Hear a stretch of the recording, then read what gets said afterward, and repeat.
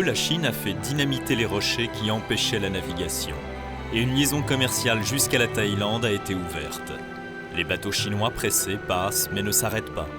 Il n'y a pas de transport régulier. Je rejoins le Mékong à la moitié de sa course, au sud de la Chine, pour descendre son cours inférieur du Laos à la Thaïlande, au Cambodge, puis au Vietnam. Le fleuve va se raconter lui-même, au-delà du mythe, au-delà de mon rêve. Je veux rencontrer les gens qui vivent sur ces rives, qui sont aussi mes parents, comme on appelle ici ceux qu'on croise sur son chemin.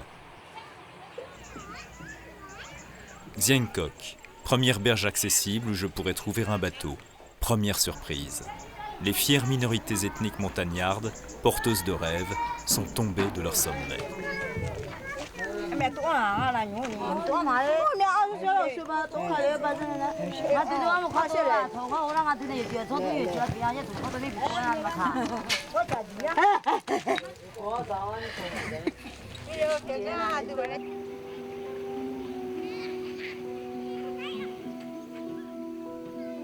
Mon voyage se mélange désormais avec celui du fleuve.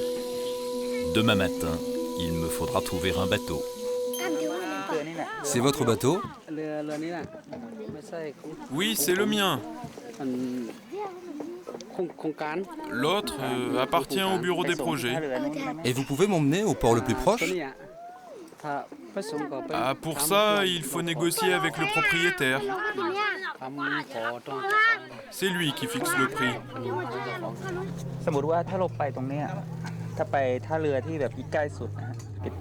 Vous prenez combien pour aller au prochain port? D'ici 50 €. 50 €? Oui, 50 €. C'est cher. Oui, c'est cher.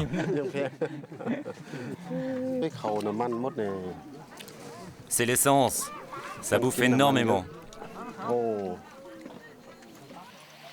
De Xieng Kok, je vais voguer jusqu'à Luang Prabang, l'ancienne capitale du royaume du million d'éléphants et du parasol blanc.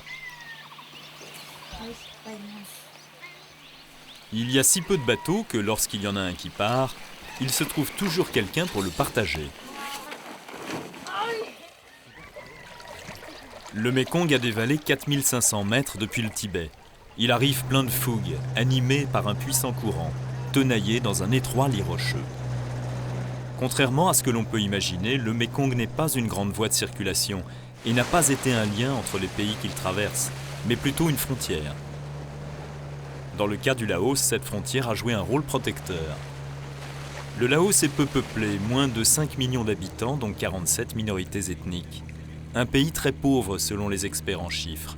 Et cependant, sur l'échelle des valeurs du temps, de l'espace et de l'air qu'on respire, il est sans doute parmi les plus riches de la Terre. Le fleuve y contribue naturellement.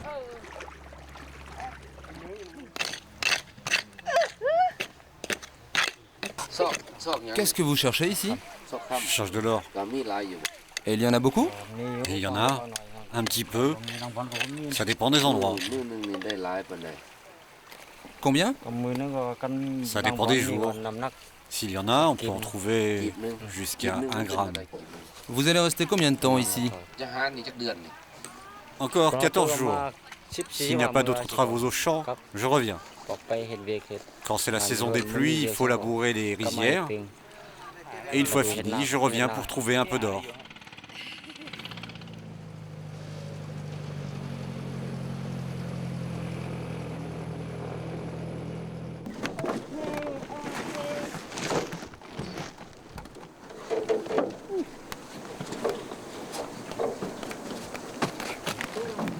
Ma passagère disparaît avec ses marchandises qu'elle va vendre au village de Ban Mom, situé non loin. En fait, le soi-disant port le plus proche n'est pas un port, mais une simple plage. On entend cependant un peu d'activité.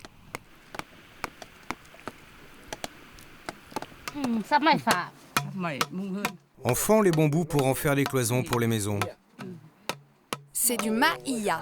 Vous les vendez? Oui, si on veut nous les acheter, on les vend bien sûr.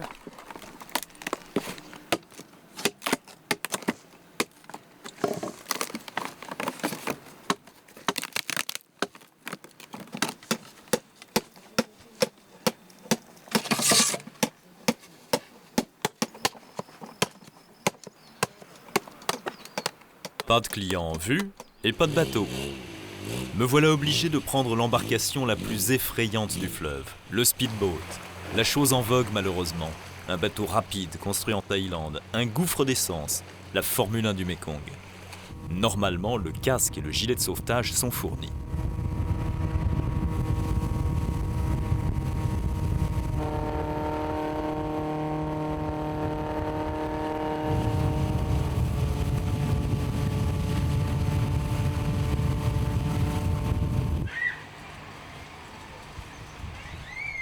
D'une embarcation à l'autre, d'une négociation à l'autre, je trouve enfin un bateau pour m'emmener à Luang Prabang.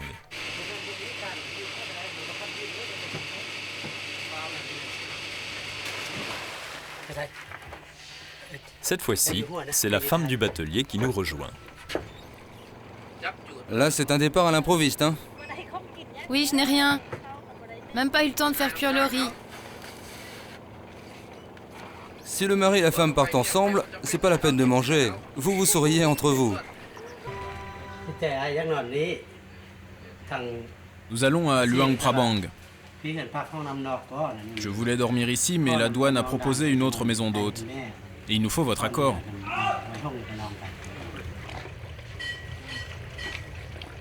Le contrôle ne s'exerce d'ailleurs pas que sur les étrangers.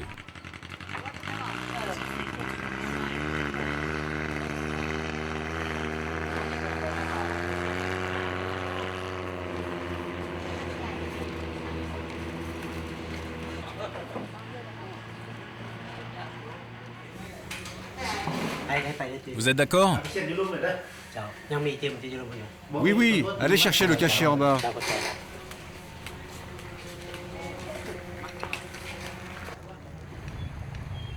Il y a peu de villages. Les conditions qui y règnent sont celles d'un monde ancien où on retrouve une autarcie basée sur les produits de la nature et des savoir-faire artisanaux pratiqués par tous. Les conquérants voulaient apporter la civilisation aux peuples indochinois. Moi, je suis heureux d'être là pour échapper à mon monde civilisé, ralentir et retrouver un rythme plus harmonieux et plus humain. Que faites-vous, grand-mère? Ce sont des épinards. Et ça, qu'est-ce que c'est? C'est du coton que j'ai planté. Vous l'avez planté vous-même? Oui, et je le file, je le coupe et je le tisse. Et ensuite je le teins pour en faire des vêtements.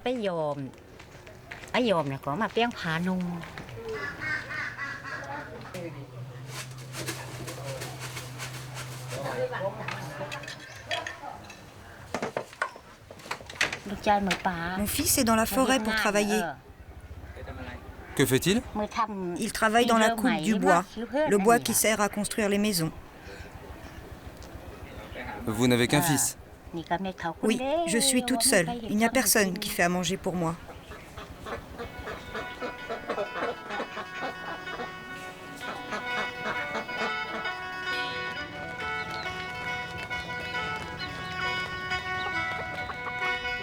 Moon, tu retournes au village? Tu peux dire à Taomon que je vais à Luang Prabang pour 2 ou 3 jours et que je viendrai le voir après? Dis-le lui.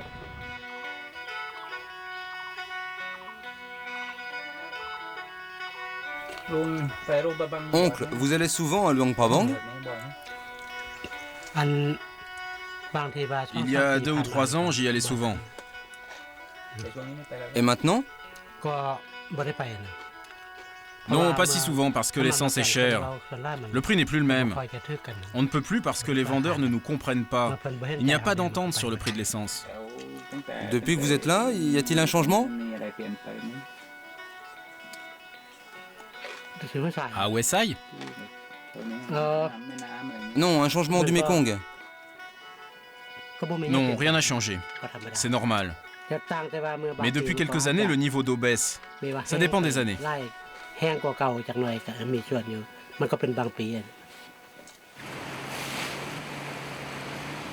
Cette année, le niveau n'a pas trop baissé. Mais sur les rives, l'équilibre naturel pourrait bien être menacé. Le Laos est encore riche en bois, et ce bois est convoité par la Thaïlande qui a déjà épuisé le sien, et surtout par le marché international, dont la demande ne diminue pas en dépit de la prise de conscience mondiale du respect de l'environnement.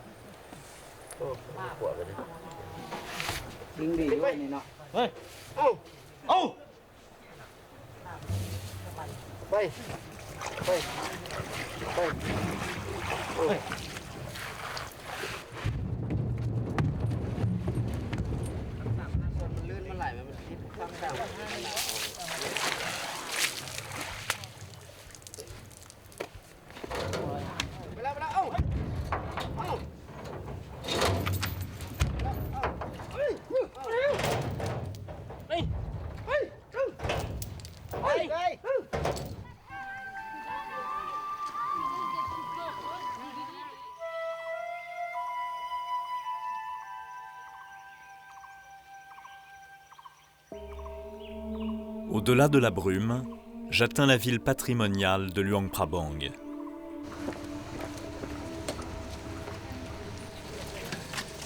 Une grande particularité du Laos est de faire cohabiter l'animisme, le bouddhisme et l'administration de la République démocratique populaire Lao. Jamais je n'avais vu les moines qui viennent recevoir leur nourriture faire eux-mêmes un acte de solidarité en donnant des offrandes aux plus pauvres.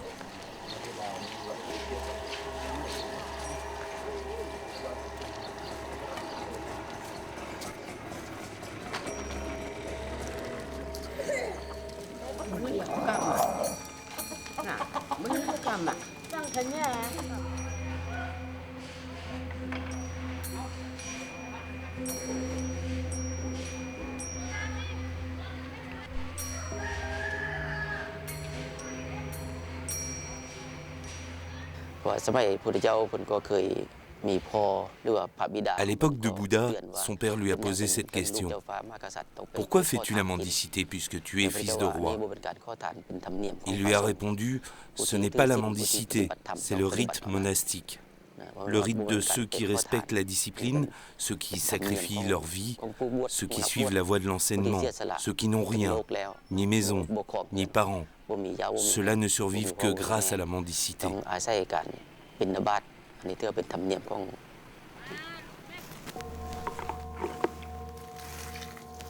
Inspiré par la philosophie prudente des riverains Lao, je repars vers Vientiane pour passer en Thaïlande, où le Mékong est encore une frontière. Entre la rive Lao et la rive Thaï, ce sont deux mondes qui se regardent. La rive thaïlandaise a la réputation de battre à un rythme beaucoup plus trépidant. À peine ai-je franchi le pont, je rencontre justement un premier groupe de Thaïs. Ils ont en effet un comportement différent des Laotiens, et aussi du nôtre. Les Thaïlandais semblent bien étranges.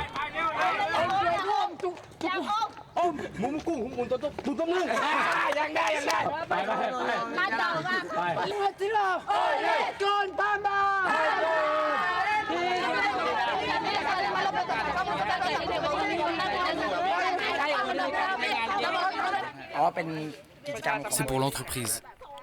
On fait de la dynamisation des employés. C'est une boîte de publicité. Frère, s'il te plaît. Pardon. Bonjour. Est-ce qu'il y a un service régulier de bateaux sur le Mékong? Oui, il y en a. Et ils vont où? De l'autre côté, au Laos. Pardon, s'il vous plaît, il y a des bateaux de passagers qui descendent le fleuve? Il n'y a que des bateaux pour traverser de l'autre côté au Laos. Pourquoi donc n'y a-t-il plus de bateaux sur le Mékong? Ce qui a changé, c'est le prix de l'essence. L'essence est devenue chère. Il n'y a plus de bateaux. Il ne me reste plus qu'à prendre un bateau à 4 roues jusqu'au Cambodge.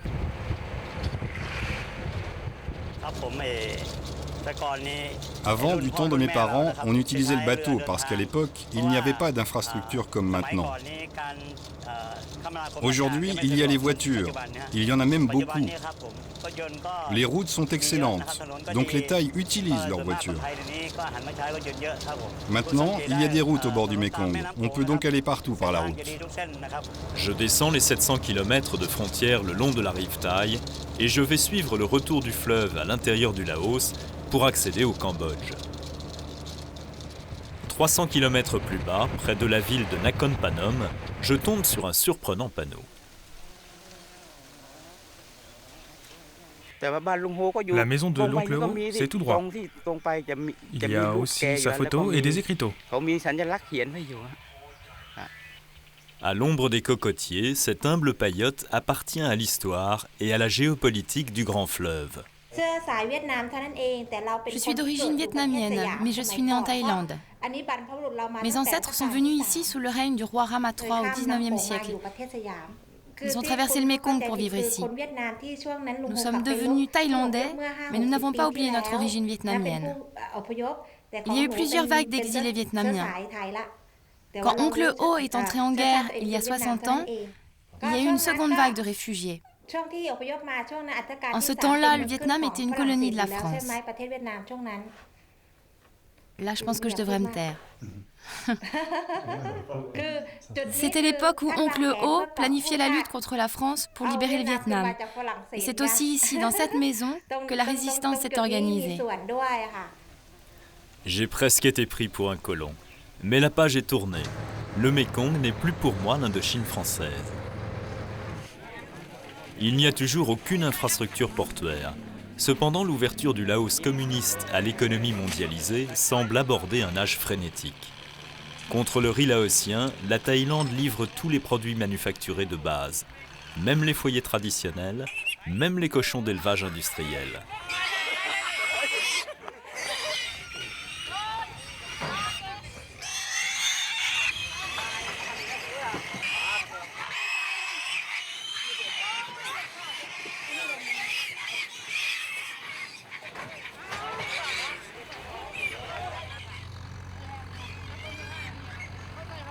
Plus bas, les échanges sont plus lourds, mais à sens unique. C'est le bac qui livre la précieuse essence, si indispensable, si chère, et le ciment pour construire les barrages sur les nombreux affluents du Mékong qui produiront de l'électricité pour la Thaïlande. À 1 heure de route, ce parc de pisciculture me confirme que l'exploitation moderne du Mékong a commencé.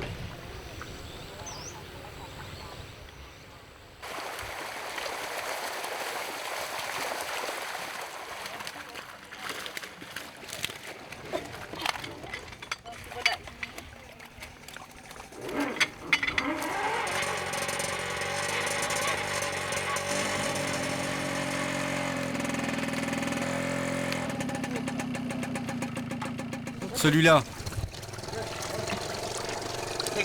Frère, où emmenez-vous les poissons? On les met dans une chambre froide.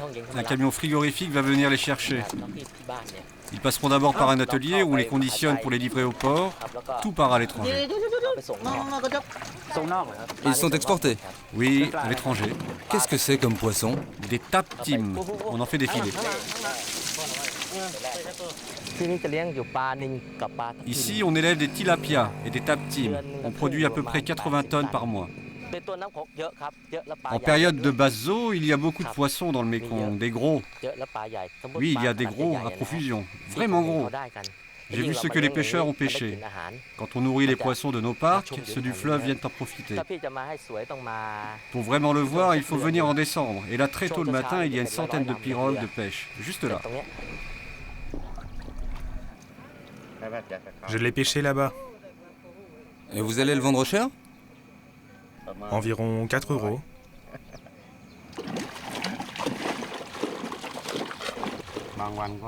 Certains jours, je n'attrape rien. D'autres jours, je prends 5 à 6 kilos.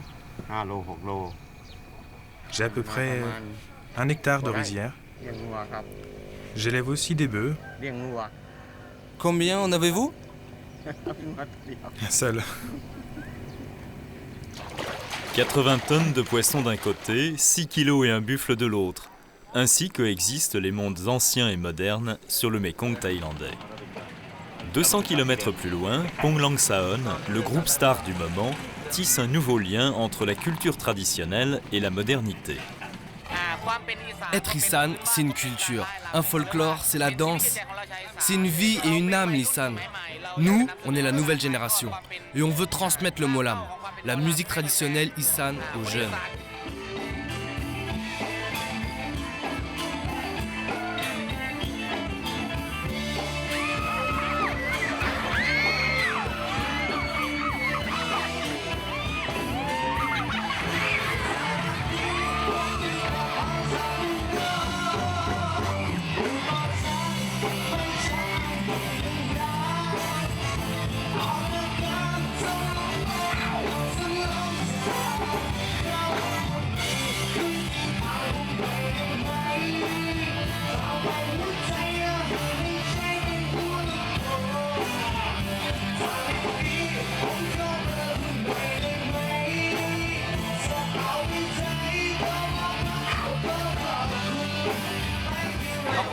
Merci et bonjour aux Français.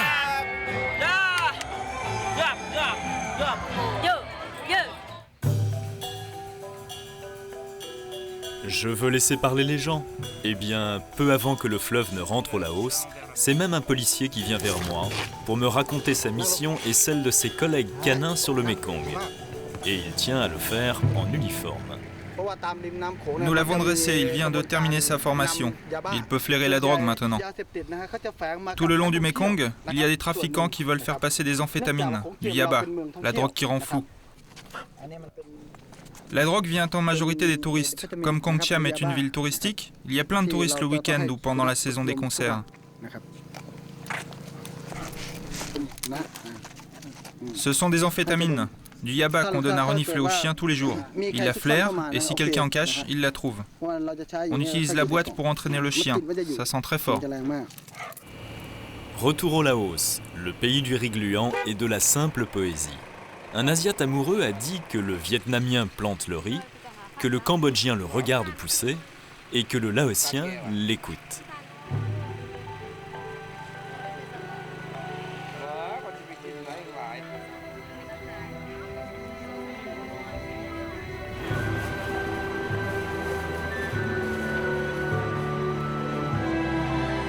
À Champasak, le Cambodge est encore à 100 km, mais il s'annonce déjà. Au 5e siècle, les Khmers du royaume pré-angkorien de Chengla y ont fondé le site du Wat Phu, la porte du Mékong, reliée à Angkor par la voie royale décrite par André Malraux.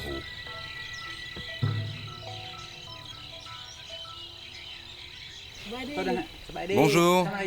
Bonjour. Qu'est-ce que vous faites?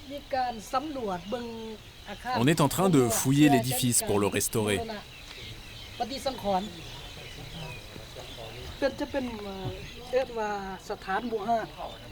Nous sommes sur un site archéologique important pour le Laos et pour le monde. On trouve ici un lien avec l'hindouisme. Avant, les gens avaient des idées merveilleuses. Le plus extraordinaire, c'est ce lien étroit entre le Mékong et le temple du Wat Phu. Le Wat Phu a été construit par rapport au fleuve parce que le Mékong est comme une essence vitale, un fleuve sacré comme le Gange en Inde.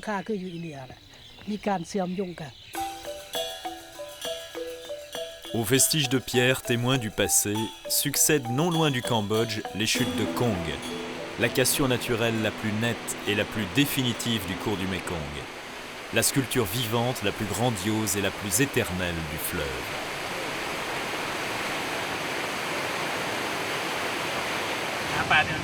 Pêcher ici, c'est dangereux? Oui, c'est risqué, il y a des accidents. Il y en a qui sont tombés à l'eau et qui se sont noyés.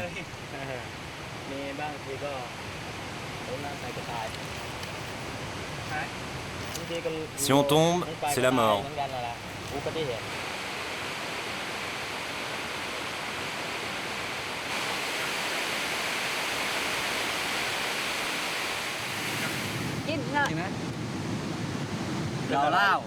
C'est du lao-lao. L'alcool là-haut. Dans les chutes, la pêche donne soif. On se réconforte et on partage. C'est un bon montant. Ça rend fort. Ça rend puissant. Un repas, c'est un peu de piment, un peu de riz gluant, quelques feuilles de salade et 3 poissons qui ne seront pas vendus. Combien de garçons et de filles? Les filles sont restées à la maison. Combien de filles? 5 filles. 5 filles. Et donc 3 garçons. Au-delà des chutes, le Mékong entre au Cambodge. Jusqu'ici, tout au long du fleuve, j'ai rencontré des gens qui continuent de s'appeler frères et sœurs, père et fils. Et au moment où je franchis la frontière, je me demande si les riverains cambodgiens, à peine sortis de la guerre et d'un autogénocide, ont retrouvé le langage de la fraternité. Au sud des chutes de Kong, obstacle infranchissable, il y a encore moins de circulation qu'ailleurs. C'est toujours compliqué de descendre le Mékong. Ici, quand on arrive à trouver un bateau, c'est la panne. Bienvenue au Cambodge. Heureusement, le chauffeur a son portable. Et là, le signal est excellent. Allô, c'est Keng? Tu veux bien venir nous chercher? La machine ne démarre pas. Écoute, ça ne marche pas.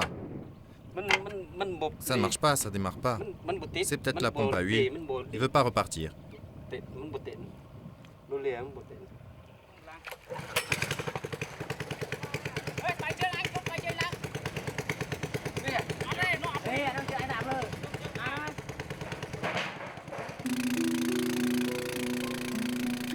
Désormais, le Mékong n'est plus une frontière. Il m'entraîne à travers le Cambodge par Kratchie et Phnom Penh jusqu'au Vietnam. 500 km durant lesquels le fleuve va se transformer en une plaine nourricière. Le nord-est du Cambodge est encore peu peuplé et assez sauvage. Les rives du fleuve sont habitées par des petits campements à l'allure provisoire, des pêcheurs sans doute. Je vais bientôt partir d'ici pour aller travailler dans ma rizière, parce que c'est bientôt la mousson. Je vais chercher mes bœufs, tracer des sillons.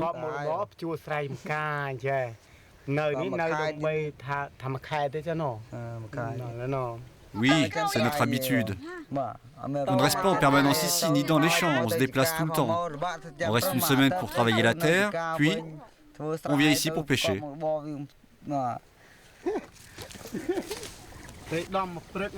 Ce sont des poissons que j'ai pêchés ce matin. C'est pour manger aujourd'hui. C'est les plus grands poissons qu'on peut pêcher. On n'en a jamais pêché des plus grands que ceux-là. On les vend pas, on les garde pour notre famille. En fait, ce n'est pas une grande pêche. On pêche seulement pour nous, pas pour vendre. On garde les poissons surtout pour manger quand on va travailler dans les champs. Les enfants auront faim. Nous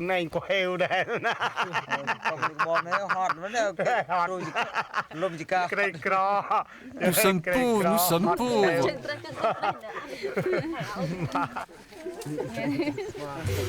Visiblement, le fleuve ne délivre pas encore toute sa richesse. Depuis sa cavalcade du Tibet, ses rapides du Laos, il ralentit et se détend. Son dénivelé n'est plus que de 50 mètres avant la mer, qui elle-même n'est plus qu'à 600 km. En période de basse eau, la navigation est difficile à cause des bas-fonds. Il faut rester dans un chenal balisé. En période de haute eau, le volume du fleuve peut être jusqu'à 4 fois plus important que celui de la période des basses eaux. Les arbres, alors, luttent contre le courant pour survivre.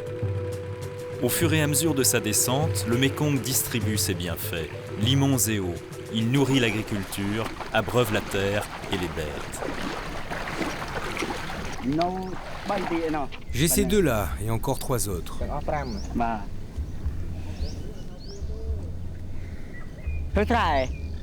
C'est pour travailler dans les champs. Ici, on n'utilise que les buffles pour l'agriculture. Je franchis la rive et poursuis mon voyage dans la province de Kratchie, sur les terres irriguées par le fleuve. Les villages cambodgiens ont ressurgi des cendres de la guerre et du génocide. Les ennemis d'hier se sont réconciliés. Ici, il y a plus de 500 habitants. Et de quoi vivent-ils? Oui, ici, ils sont agriculteurs. Est-ce qu'ils pêchent aussi? Oui, mais ce sont des activités secondaires. Qu'est-ce que vous faites, sœur? Je suis agricultrice. Je suis en train de faire cuire du maïs pour le vendre cet après-midi devant la maison. J'ai mon petit enfant. Je ne peux pas aller au marché. La restauration de l'État, avec une monarchie constitutionnelle, a permis à ce peuple de survivre une nouvelle fois et de recommencer une économie villageoise simple et laborieuse. Je suis en train de préparer les pailles pour couvrir les légumes. Et d'où vient la paille? Ils viennent de la rizière. C'est la vôtre? Oui, c'est la mienne. Vous produisez combien de tonnes de riz par an? Pas beaucoup cette année, parce qu'il n'y avait pas assez d'eau. Combien de kilos? En fait, 2 tonnes environ. 2000 kilos.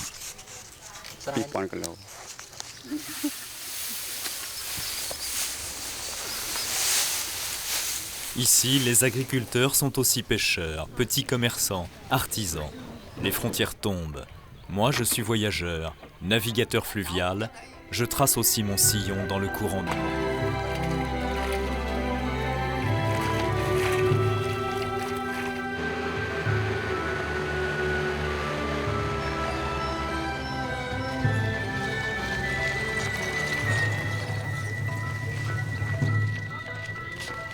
La navigation est maintenant plus tranquille, au milieu des régions inondables entre Kratchie et Kompongcham. C'est le début de la plaine deltaïque proprement dite. Les terres soumises au débordement du Mékong s'étendent loin à l'intérieur du Cambodge vers le nord-ouest, englobant le bassin du Grand Lac, le Tonlé Sap. Elles permettent toutes sortes d'agriculture, dont le tabac.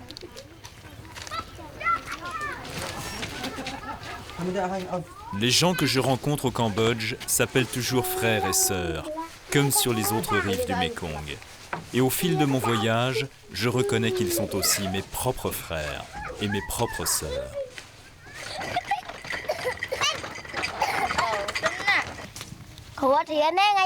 Aujourd'hui, il n'y a pas de cours, c'est dimanche.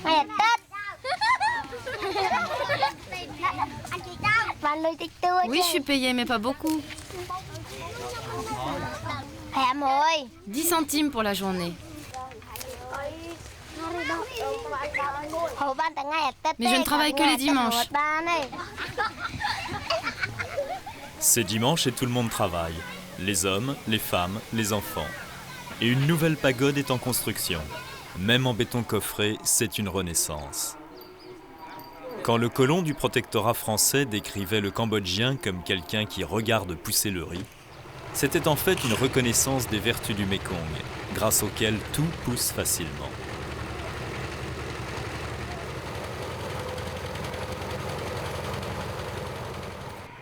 À Kampongcham, je trouve enfin une activité commerciale sur le fleuve qui est maintenant navigable jusqu'à la mer. Une barge en bois est presque chargée.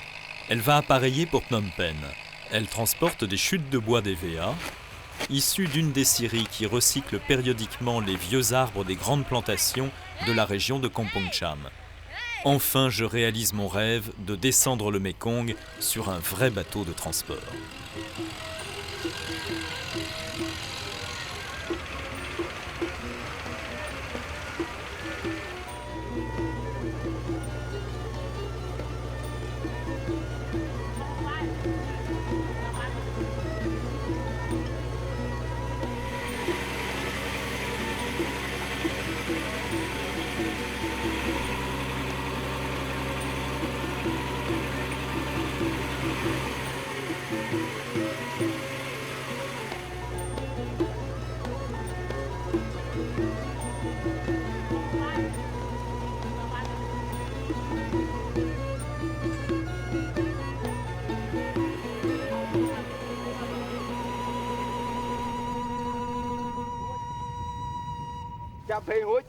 Venez vous amarrer ici.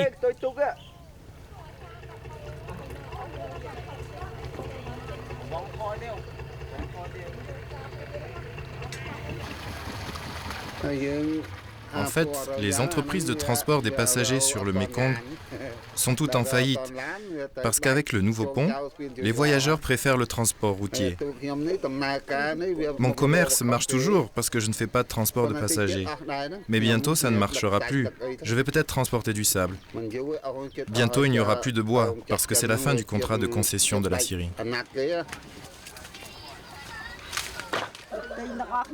J'achète 40 sacs pour faire du feu. C'est la première fois que j'en achète pour une cérémonie, le mariage de mon enfant. Alors le prix du bois va augmenter et je ne pourrai plus faire de bénéfices.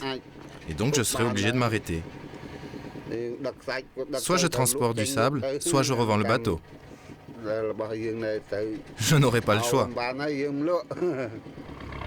Phnom Penh, la plus grande ville sur le cours inférieur du Mékong, carrefour de fleuves avec le Tonlé Sap et le Bassac. Une grande ville, des bateaux étranges. En fait, on dirait qu'il y a ici deux villes. Les agriculteurs-pêcheurs du nord du pays sont devenus des pêcheurs urbains, et c'est le fleuve qui leur offre un toit. J'habite ici depuis plus de 10 ans. Oui, 10 ans. Et de quoi vivez-vous? Je vis de la pêche.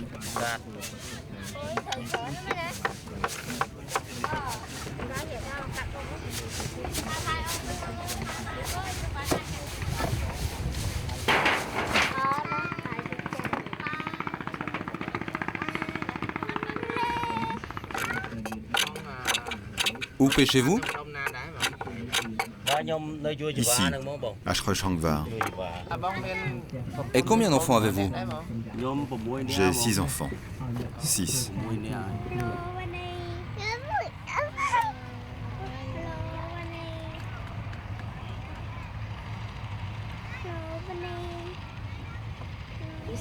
Mes enfants m'ont souvent demandé d'aller à l'école, mais maintenant c'est difficile, parce que c'est très loin. En fait, l'école privée dispose d'un service de transport, mais c'est payant. Je suis trop pauvre. Tout l'argent que je gagne est dépensé pour les besoins quotidiens. Je ne gagne même pas 2 € par jour.